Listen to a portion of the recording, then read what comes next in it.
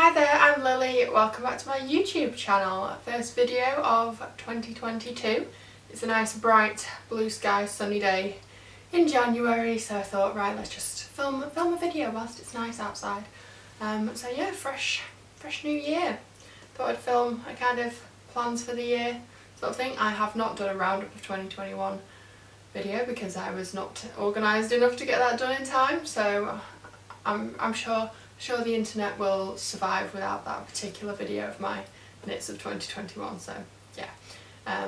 Did a little roundup over on Instagram where I am at LilyKateMakes anyway, so yes, here we are, new year. Not a new me, same old me, all plodding along, but yeah, I'm feeling positive about the next year, so excited to get chatting now. I thought I'd kind of share my goals, plans, that sort of thing, as well as what I'm just working on at the moment. A couple of finished objects, although not as many as I would have expected. I think sometimes over winter, over Christmas I'll have loads of time to knit, but I actually found I was out and about more with friends, meeting up outside, just had some stuff going on with family and things like that, so I haven't actually knit as much as I'd hoped. I thought I might have had this finished by Christmas and that did not happen. But it's fine. I think it's easy to see all these videos of everything I made in a year and see people's totals.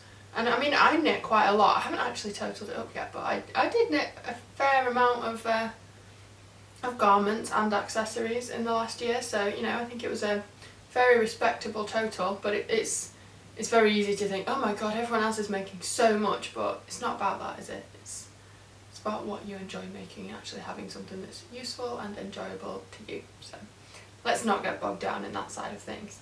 So yeah, I'll just start with sharing what I'm wearing, which I honestly cannot for the life of me remember if I have already shown this finished. I've definitely shown it in progress because it was in progress for a while, but this is my thin air sweater, kind of wafting here to show the drapey light floatiness of it. Yeah, my thin air sweater, which is currently being tested. I used Cardiff Cashmere's classic yarn, which is 100% cashmere, so it's so soft and so light and lovely to wear for the main body, and then the set, which is a silk tape yarn for the cuffs here, so it was really nice to have that contrast. So my test knitters, some are using this exact yarn combination in different colours, some are doing the same yarn but in a contrast colour, some are using different texture, someone's using sparkly yarn. There's lots of scope for playing around with that there. And I thought the obvious thing would have been to have the contrast also around the neck or around the hem, but I like it just being on the cuffs. So yeah, it took a while to knit because it was passed between me and my mum and was put on the back burner whilst my yarn was, while I worked on the development of my own yarn line last year, which came out in September, so over summer that was kind of a bit of a mad rush to get that ready. But yeah, so it's been quite a long process, but kind of getting back together now. And that's one thing I found actually last year. I started out really organised with like, right, I work on one thing, I write the pattern, test knitters, crack on, and then the pattern is out, and it was a very quick turnaround really. I was very organised with it, but then that worked while that was the only thing I was working on, and then while I was trying to do other stuff behind the scenes, working on my yarn and having that ready, and organising it with test knits and everything, and then things getting shelved for a while and then coming back to things, the process just became more drawn out, and I wasn't as, it wasn't as efficient, kind of the way it was all turned around. So hopefully I will have a bit of a kick up the backside to get myself sorted this year and be a bit more efficient again. So that's the plan anyway. She says, not being particularly quick at the moment, but it's fine. So yeah, that's what I'm wearing now. And I thought I might actually try and sit and knit whilst talking, because you know, that's what I do on Zoom or while I'm watching TV or anything like that, so I don't know why I've not done that in an actual video before. So I'll show you what I'm working on first. I think last time I showed this in a video I'd only done a tiny bit of the yoke, so this is where we're at now, because I am loving yokes at the moment. It is a textured yoke rather than a colourwork yoke, and I wanted it to be very elegant and quite polished. I quite like those kind of, much as I love a really casual everyday item, I also like knits that are a bit special. So it's just a textured pattern, but it feels kind of fancy, and I like that. So I'm just working on the sleeves at the moment.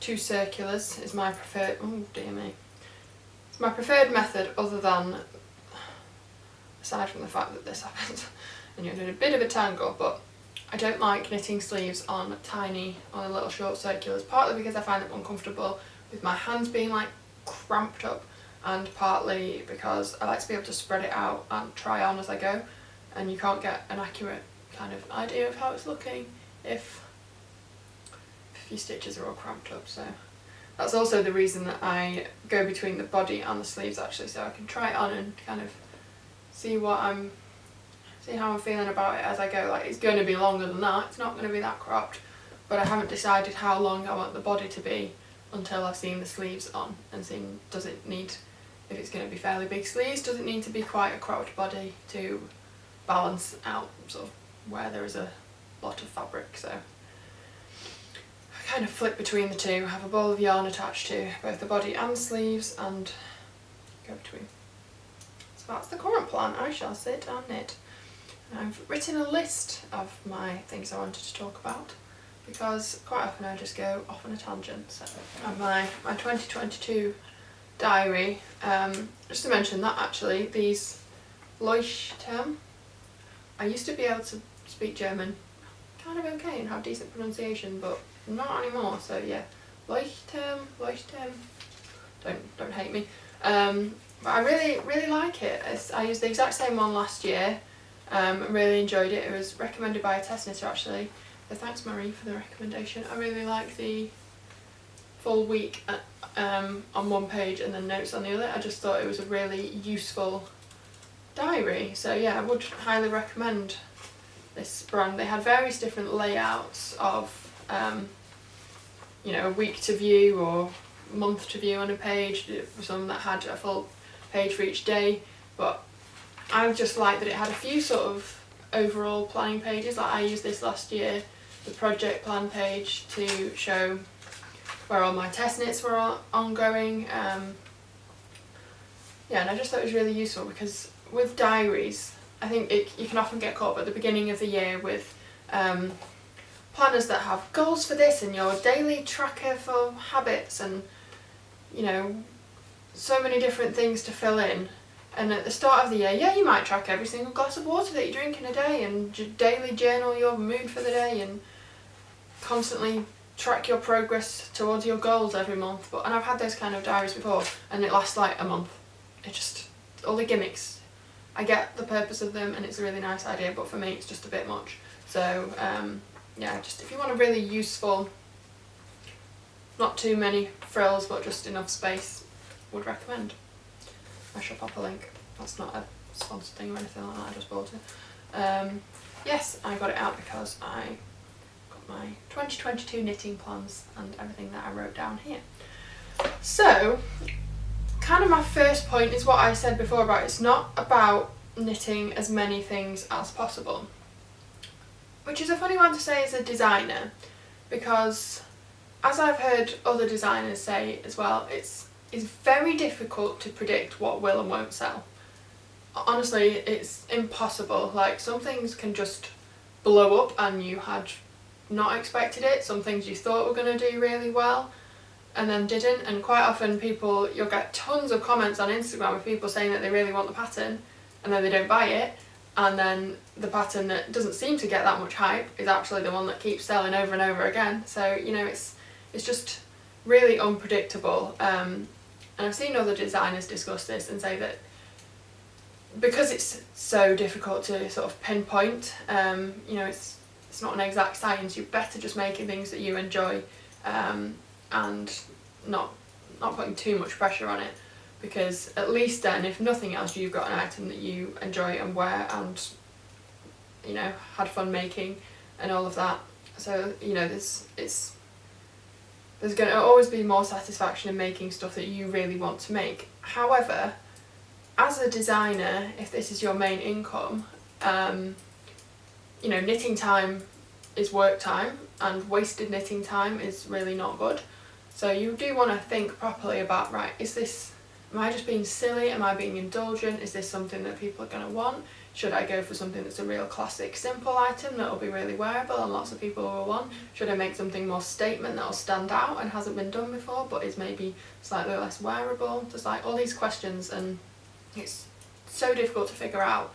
But it means that I spend a lot of time trying to think through those things and swatch and plan, and time that if I was just knitting and not designing and making, you know, if it wasn't my job, I probably would have knit so much more in a year, because I would just be like, oh, I like that pattern, cast on, go. And it wouldn't be like, right, well, is this, yes, I really like that, but if I knit a whole thing in 4-ply weight yarn, it's going to take me forever to knit, and then people aren't going to be as likely to knit it because it'll take them forever to knit.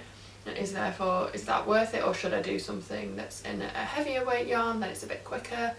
And yeah, there's just so many considerations to it. But then the other way of looking at it is that so many different patterns, you know, the more different patterns you have, the more different people will hopefully like your things, and more variety you have. So I don't know, it's a brain dump that I could just ramble and keep going and reach absolutely no conclusions whatsoever. Also, I'm knitting with metal needles at the minute, so I'm just hoping that that's not really annoying clicking. One thing I think I did quite well last year, that I will hopefully do again, is being quite organised with knitting things ahead of the season, because I know the year before I really didn't get organised. So by that I mean, last year I knit what turned out to be one of my most popular patterns, the one that I won't crop. I knit that in end of January, very early February. And I know I definitely posted the photos of it and had the test knit underway in February, so that the pattern could come out at the end of March. And at the time it just felt really weird, you know, when it's literally snowing outside and I was there knitting a little crop top that was the most impractical item for the season. But obviously, you know, fashion works that far ahead, that's nothing new for people that work in commercial fashion or high fashion, whatever. But as a maker making your own clothes, it feels kind of weird to be so far ahead, but it made so much more sense. So I had like several summer patterns out through March, April and May. Were really busy. It was a really busy time for me, and that was excuse me, that was a good call, that worked. You know, and then the summer patterns that I put out at the end of August, obviously people are kind of over it by then, it's not practical, so I want to continue with that, with being ahead. So this woolly jumper that I'm making now is probably going to be one of the last that I make that are woolly, although, well, not necessarily ditching the wool, because, you know, it's my yarn and I love it, but instead of making high neck sweaters, I might make loose v-neck cardigans that are actually pretty useful all year round, especially in the UK, so more like layering pieces and cardigans that can be worn open. So you know, just thinking along those lines. So I've got a few ideas planned, although nothing too concrete just yet. One thing I really want to do more of next year is more light and fluffy knits. I just think they're so pretty.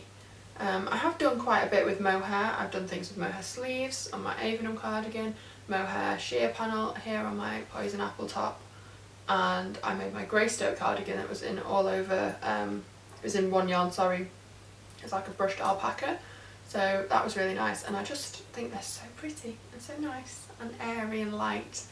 And when you've got a light fabric, there's more things that you can do with it when you're not got the whole weight of a garment. Well, the weight of the garment isn't as heavy to drag it all down. So I think, I'm looking at my skeins of mohair there, thinking I'm going to do a bit more fluffy knitting. So yeah, that's on the agenda. I keep trying not to look down, but yeah, apologies.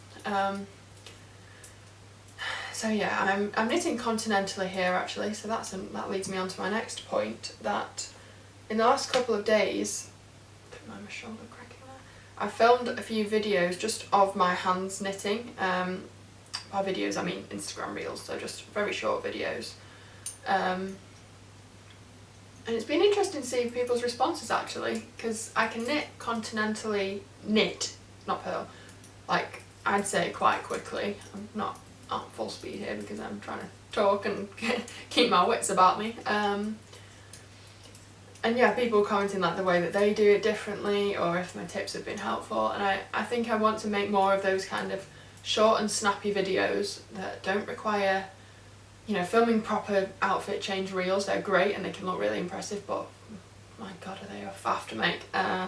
It's like a whole morning gone at least on producing one of those, and it's not necessarily the most useful thing. So in terms of online content, which, you know, is a big part of doing this job, you know, I can't just make things and expect people to find them.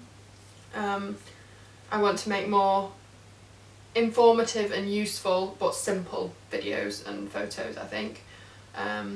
So yeah, that's the plan. Rather than trying to be, when reels were first came out, it was all like trying to do things really impressive and clever, and I still really like some of the videos that I've made, particularly ones where I've made the item kind of appear on me as I go, or when I drew a sketch and then popped out the sketch. Things like that have been fun to make, and I definitely still would like to do those, but simplifying it a bit, to not doing as many of the ones that take a million years to create. So yeah, that's the plan there.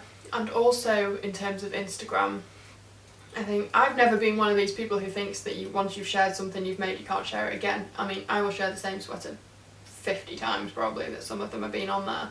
I think I genuinely do wear my knits every day, and like before I started my like Knitstagram account, I had done more lifestyle and fashion blogging, and I used to just share my daily outfits. Literally since I was at college, I'd snap a mirror selfie before running for the bus, and I always liked sharing out. It kind of gave me, obviously I was going out every day then anyway, but now when I'm just in the house a lot of the time working from home, it's nice to have the motivation and the incentive to make yourself presentable, because then you feel like you've got your head screwed on a bit better, and then you're more productive, and it's just better mindset than sitting around in sloppy clothes all the time, I find. So yeah, and I genuinely do wear my knits every day, so knit outfit of the day, might try and think of some sort of snappier hashtag, but I do intend to keep sharing those. And I know that on a knitting page that's maybe not what people are looking for. People want to see more like close-ups of yarn and stuff, but I feel like I can get a bit boring after a while, for me. So yeah, it's gonna be, I might have more kind of lifestyle-y stuff on there, really. There will always be knits involved in one shape or form, but as people have pointed out to me, I am rarely seen without at least one item of knitwear, if not a jumper, a hat and a pair of socks. So me and my knits are just one being. We don't come separately. So yeah, that's the plan there. And what else have I written down? In terms of YouTube, I started this channel I started making podcasts about a year ago, and I absolutely love watching other people's podcasts, and every time I watch them I feel really inspired to make more of my own. But I thought I'm going to have a bit more routine in my life this year because of various other commitments, so I thought having a bit more routine might make it easier for me to stick to a regular schedule in terms of videos. So I think I'm going to aim for once a fortnight for YouTube videos. And whether I have a new project to share after that time, or whether it's just chatting about other topics, like I've got a few notes written down of ideas like how to choose the right size when making a garment pattern, things to consider yarn wise,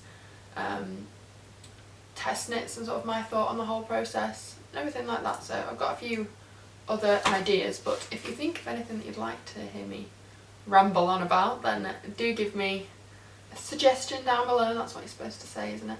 Yeah, so I think that's the plan. Just looking at what else I've written down here. Oh yeah, as well as using more fluffy fuzzy yarns for my knits, I also want to do more with texture, because, you know, like this that I've done here, I have made a lot of stocking stitch knits, and I love that. I think it could be really nice to just have something easy and relaxing and that you can knit without looking while chatting. But I think there's just so much more to be explored in terms of cables, lace, other fancy stitches that don't particularly fit into a category, are the type that I'm particularly interested in. So that's the plan there really. And yeah, what else do I have planned? I have a few collaborations planned with a couple of brands, using some different types of yarn, so that should be fun. I have new colours of my yarn coming out. Can't give you a date yet because I don't know. Spring is sort of the vague aim. So yeah, currently there are 12 colours. I'll insert the photo here of the palette, and I'll link the video where I chat through all the palette. I don't need to bring that out again, but yeah, there'll be 4 new colours coming hopefully in spring. So I will be designing something in those, but I don't think I'll be doing the whole gotta design things in secret and then have a big launch on one day. It'll just be an organic way of fitting things together, incorporating those into my designs as they come. Yeah, I think that's kind of most things I was going to chat about in terms of plans. There's never any point making too firm plans. One thing I have in mind is that I'm going to make probably a cardigan with skinny sleeves, which I'm sure some people will be happy to hear, those strange people out there who hate big sleeves. Yeah, I'm kind of fancying making something instead of, I usually do sleeves at least this big. I really like a nice relaxed sleeve, and what I really don't like is a sleeve that's just kind of skimming. I know that's probably what a lot of people do like, just something that's got a tiny bit of positive ease but not much, but I just find it a bit like, meh. Either go nice and loose and then you've got fabric that moves, or like snug, nothingy in between. So sorry if that's your favourite kind of sleeve, but there probably won't be any of those coming up. I just don't find them particularly inspiring, so that's not on the list. Yeah, I shall wrap up by showing you my latest design. Wrap up literally because it is humongous. Just bring it a little nearer. This one currently doesn't have a name because I just haven't got around to thinking of one yet, but it is a coat. Showed you this in my last video where was I up to? I think I was doing the pockets, can't remember, but it has been finished before Christmas. I photographed it before Christmas and probably should have just cracked on and got the pattern written up then, because trying to get ahead of the seasons and all of that, she says. But I didn't. I just had some proper time off over Christmas, so sorry. But yeah, that is my task for the afternoon, to finish writing this up. And I'll just give you a little show around. It's worked in We Are Knitters The Wool, which is super duper chunky. I used 12mm needles. With this twisted stitch detail down the back, which kind of looks like cables, but it's not. It's those kind of twisted stitches where you like knit into the second stitch then the first, so nothing too complicated there, but I think a combination of twisted and slip stitches looks quite effective on there, just down the back. And then the whole thing basically just uses garter stitch and slip stitches, so to create these raglan lines which then flow all the way down there, and it's a super deep raglan. I took the measurements from a teddy coat that I've had for a couple of years and wear lots, because it's just a kind of set of proportions that I'm not as familiar with. This kind of armhole that comes down to the waist was all new territory to me.